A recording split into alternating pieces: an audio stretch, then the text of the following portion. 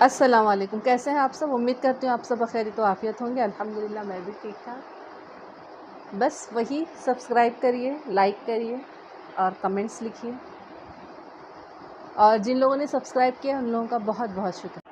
چلیے پھر اپنی کہانی شروع کرتے ہیں۔ کہانی کا نام ہے چھوٹا سا دل، اور اس کی رائٹر ہے اندلیب زہرا۔ رات کی تنہائی تھی، دسمبر کی سرد رات۔ گرد و پیش سے بے خبر وہ کمبل میں دبکی ڈائری لکھ رہی تھی۔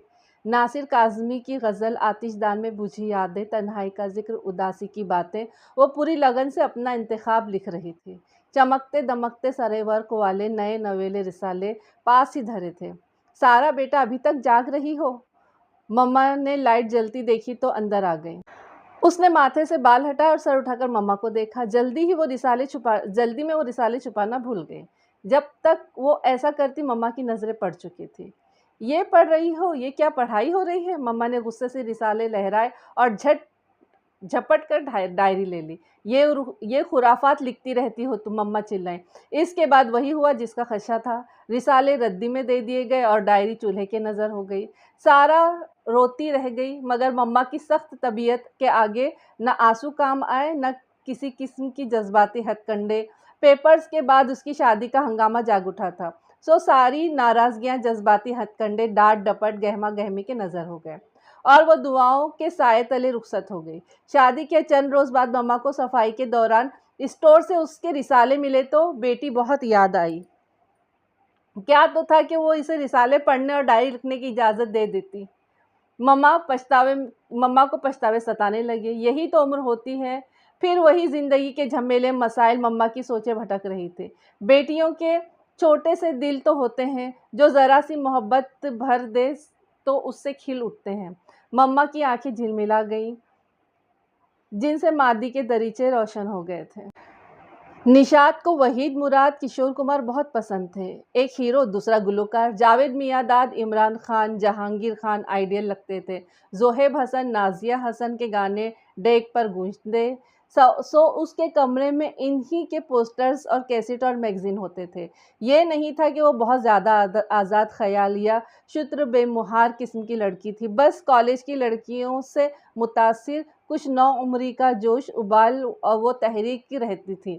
کلائی میں رنگین بینڈز، پلاسٹک کے ڈیجیٹل گھڑی، اونچی پونی ٹیل، چوئنگم چباتے ہوئے اپنا آپ اس کو بہت اپ ٹو ڈیٹ لگتا تھا، لیکن انہی مشاغل کو بنیاد بنا کر پھپھو نے اسے بے نطق سنا ڈالی تھی۔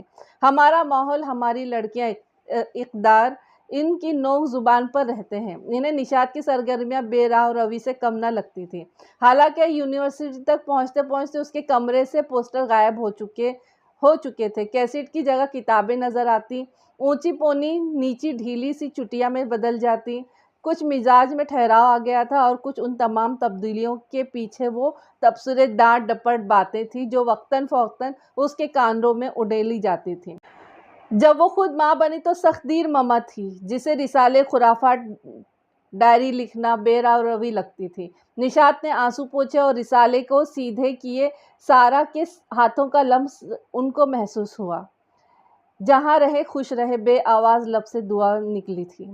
سارا ہر روز اپنی ساس کے ماتھے کے بل گننے کی کوشش کرتی، جو روز اول سے جوں کے توں تھے۔ نیک فطرت، کچھ اچھی تربیت، سو ساس کا حتی المقدور خیال رکھتی، لیکن ان پر ذرا بھی اثر نہ ہوتا تھا۔ اس کے بعد بھی گھر کے کام کاج میں بھی لگی رہتی، گھر بھی جگمگ کرتا، ہر کام وقت پر انجام دیتی، لیکن ساس پر کسی بات کا اثر نہ ہوتا تھا۔ تناؤ بھری خاموشی، بارو انداز۔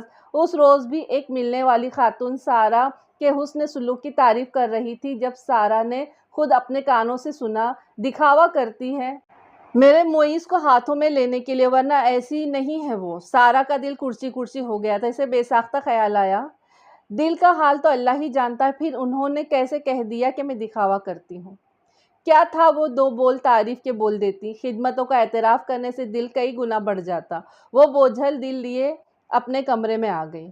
معیز اس کے لیے روایتی شوہر تو نہ تھا، مگر غیر روایتی بھی نہ تھا، بس کبھی گرم و کبھی سرد، کبھی مہربان تو کبھی نامہربان، لیکن دل تو نادان ہے، کبھی بھی مچل جاتا ہے، سو آج بھی ایسا ہی ہوا۔ تو اس کی شادی کی 5ویں سالگرہ تھی۔ معیز نے कुछ कभी एहतमाम न किया था। सारा खुद वही याद रखती थी और करवाती थी। अच्छा सा खाना, गिफ्ट कुछ नया, और उस दिन उसके लिए मामूल से हटकर एहतमाम करती, चाहे फूल की कली से ही सही। उस दिन 4 सालों में पहली बार उसका जी चाहा कि मुइज़ और वो लॉन्ग ड्राइव पर जाएं, बस वो दोनों ही हो और कोई ना हो। साहिल समंदर पर हाथों में हाथ थामे एक दूसरे को कुछ गज़लें, कुछ शायरी सुनाए, अच्छा सा डिनर करे हल्की हल्की मौसीकी के साथ। अब ये तख़य्युल की कार फरमाई थी कि जो वो अपनी ख्वाहिश का अल्फाज को जामा पहना बैठी। पहले तो मुइज़ कुछ गायब दिमागी, फिर कुछ हैरत से, कुछ अनजान नज़रों से देखता रहा, फिर सद मोहरी से बोला, अम्मा को सोने से पहले गरम दूध दे दिया था। अगले हफ्ते फायरान का एडमिशन करवाना है, इसे टेस्ट की तैयारी कराओ। उसने भी हिम्मत ना हारी, सो रोमांटिक लहजे में बोली, मुइज़ कल हमारी ज़िंदगी का ख़ास दिन है, उसके लिए एहतमाम ज़रूरी है ना। मुइज़ ने बेजारी से सर हिलाया, यार कल मेरा ऑफिशियल डिनर है, तुम भी टीनेजर वाली हरकतें छोड़ दो और लाइट ऑफ कर दो। सारा सुन होती कैफियत के साथ सुनती रही और फिर पैर पटक कर बाहर चली गई। क्या था जो ज़रा सा दिल रख देते, मैंने कौन से बड़े बड़े मुतालबे कर रखे थे। छोटा सा तो दिल है मेरा, जिसे ज़रा सी तवज्जो और 2 बोल मोहब्बत चाहिए, मगर कोई समझे तो। आंसू उमड़ आए थे उसके, दिल बेकैफ और बेलुत्फ गुजर रहे थे। एक सा मामूल, एक सा मिजाज, जैसे वो किसी गुंबद में कैद हो। दिल का गुबार इतना बढ़ा कि वो सब कुछ छोड़कर बरामदे की सीढ़ियों पर बैठ गई।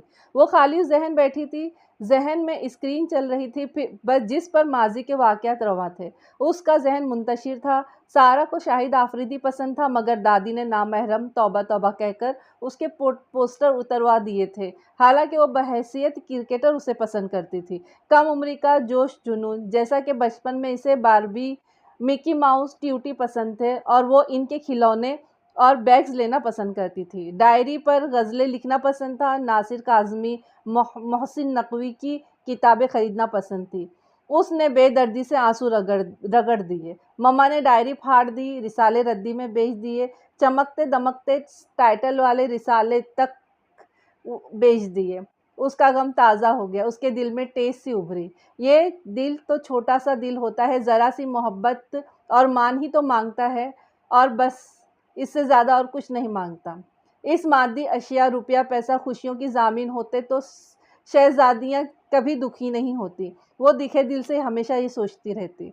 कभी किसी ने ये एतराफ़ न किया कि वो बहू, बेटी, गमगुसार, महबूबा, दोस्त, सबका किरदार निभाती गई। मुइज़ ने कभी 2 जुमले भी न कहे जिससे मोतबर होने का एहसास जागता और प्यार जागता।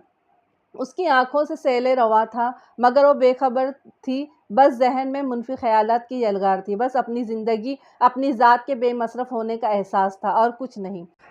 मम्मा आप क्यों रो रही हैं? फ़ारहान कब आया उसकी गोद में आकर बैठ गया, उसे खबर ही ना हुई। फ़ारहान ने अपनी हथेलियों से उसके गाल साफ़ किए। वो नम आँखों से मुस्कुरा दी। ये चॉकलेट खा लें। उसके हाथ में अधखाई चॉकलेट थी जो उसने सारा के लबों से लगा दी। सारा को लगा जैसे सारी कुल्फ़त दूर हो गई, जैसे सहरा में ठंडी हवाएं चलने लगी या कड़कती धूप बरसती बारिश में बदल जाए। दिल तो नन्हा सा होता है, छोटा सा होता है, जो ज़रा सी मोहब्बत तवज्जो से बहल जाता है। माँओं के दिल तो वैसे भी एकदम ही राज़ी हो जाते हैं। उसने चॉकलेट का ज़रा सा टुकड़ा तोड़ा। मुंह में घुलती चॉकलेट ने ज़हनी तनाव को ख़त्म कर दिया। जो नुक्ता उसके घर वाले, ससुराल वाले और शौहर न समझ सके थे, वो 4 साला फ़ारहान समझ गया था। वो इसके दिल का टुकड़ा था जो इसके शिकस्ता दिल को कई गुना बढ़ा गया था। माहौल एकदम खुशगवार लगने लगा और तबीयत हल्की फुल्की हो गई। उसने मुस्कुराकर फ़ारहान को अपने गले से लगा लिया। बस इतनी थी कहानी। देखिए, दिल को क्या चाहिए होता है, बस थोड़ा सा प्यार, थोड़ा सा अपनापन, थोड़ा सा एहसास, ये कि कोई हमारी कद्र करता है, कोई हमारी केयर करता है। पर अब वक्त किसके पास है? बड़ों के पास तो बिल्कुल वक्त नहीं है। बच्चे जब छोटे होते हैं तो उनको माँ का ख्याल होता है, फिर वही बच्चे जब बड़े हो जाते हैं तो फिर पता नहीं ये ख्याल उनके दिल से कहाँ चला जाता है। तो चलिए, आज के लिए बस इतना ही। छोटी सी कहानी है, आप लोगों को ज़रूर पसंद आएगी। प्लीज़ अपना खूब ख्याल रखिए और मुझे दुआ में याद रखिए। अस्सलाम वालेकुम, अल्लाह हाफ़िज़।